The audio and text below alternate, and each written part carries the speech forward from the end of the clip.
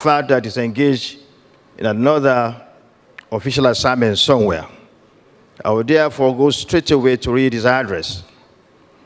Today, we gather here not just as politicians, lawmakers, technocrats, or bureaucrats, but as guardians of our great nation, holders of our nation's sacred trust, and protectors of our prosperity. With fidelity to these rules, we gather here today to discuss a matter of utmost importance: the security and safety of our beloved country. We gather here today to deliberate on the way forward and to chart a path towards a brighter, greater, and safer future for all Nigerians. In the face of insecurity, adversity, and uncertainty, it is our duty to see above the challenges and seize the opportunities that lie ahead. It is our duty to be the actors of change, the catalysts for progress, and the guardians of hope. Today, we stand at a crossroads where the decisions we make will shape the destiny of our nation. Today, we have the power to transform our security architecture and create a Nigeria where every citizen feels safe and protected, regardless of his or her status, religion, tribe, location, or background. As a regular Joe and a man of the people, I stand before you today, inspired by the resilience and determination of our people. I stand before you today, inspired by the courage and sacrifice of our country's security forces and law enforcement agents in the face of monstrous insecurity.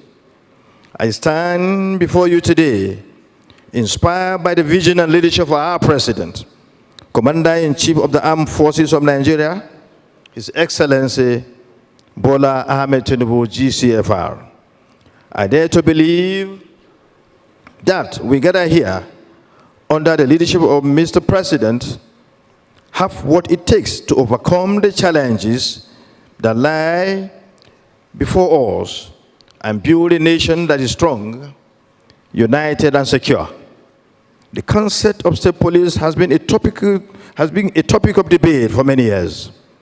It is a complex issue with no easy answers.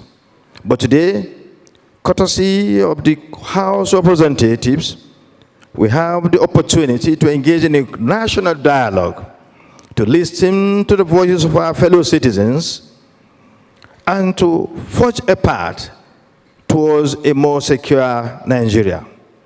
Let us seize this opportunity with open hearts and open minds.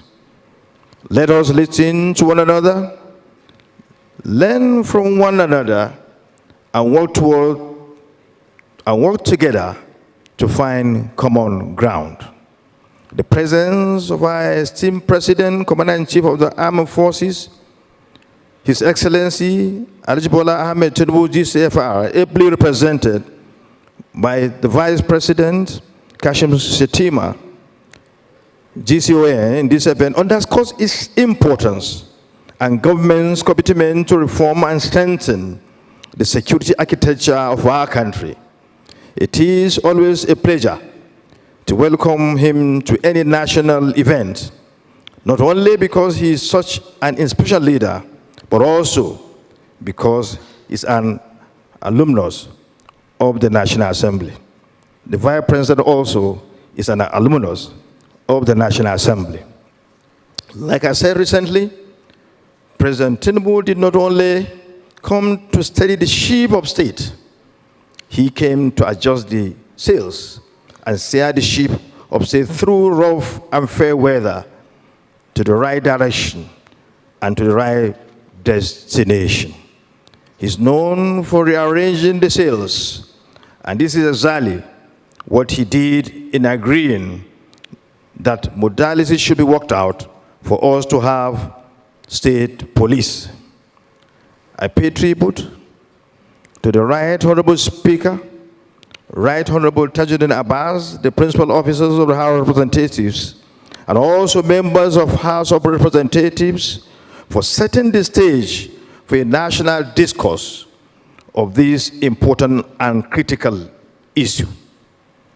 In working out modalities for the state police and the security of our nation, we must not forget that security is not a privilege, but a fundamental right of every Nigerian. It is our duty to ensure that this right is upheld, that justice is served, and that rule of law prevails at all times. We must build a security architecture that is robust, transparent, and accountable. If we are able to set up state police departments, we must ensure that they are free from shackles of politics, religious extremism, tribalism, and ethnicism. We must empower them to serve and protect without fear or favor. As we consider this proposition, let us draw inspiration from the United States of America, a nation that has successfully implemented a system of state and federal policing. Let us learn from their experiences and adapt their models to suit our unique socio-political context. Let us ensure that our state police forces work in harmony with their federal counterparts, collaborating to fight crime, preserve peace, and safeguard our democracy. In the United States of America, the FBI, the federal police body, enforces federal laws, and the state police departments enforce state laws. The FBI also investigates interstate crimes. We must draw the lines because to have functional police, state police, we must have a strong federal police. But let us never forget that power of state police should never be used as a tool of oppression. Let us ensure that political powers cannot manipulate the state police to silence dissent or target their enemies. Let us ensure that influence do not exert the influential do not exert undue influence over the state. Police, and that justice is blind to wealth, power, politics, or status. Let us build a system that is fair, just, and equitable for all. Therefore, in this hallowed hall, let us embrace this dialogue as an opportunity for unity, understanding, and collaboration. Let us rise above our differences and work towards a common goal, a safer and more secure Nigeria. Let us use our collective efforts to build a nation that can withstand the challenges that lie ahead, a nation that can combat the monster of insecurity that currently threatens us. In closing, I extend my deepest gratitude to our President, His Excellency Alhaji Bola Ahmed Tinubu, for his presence, for the fact that he is ably represented by his able Vice President, shows an unwavering commitment to our nation's security. I thank my brother, the Right Honorable Speaker, for this dialogue. I also extend my heartfelt appreciation to the organizers, participants, and all those involved in making this dialogue a reality. Your dedication for this cause are commendable, and I am confident that our deliberations will yield fruitful outcomes for our nation and our posterity. Together, let us pave the way for a brighter and safer future for all Nigerians.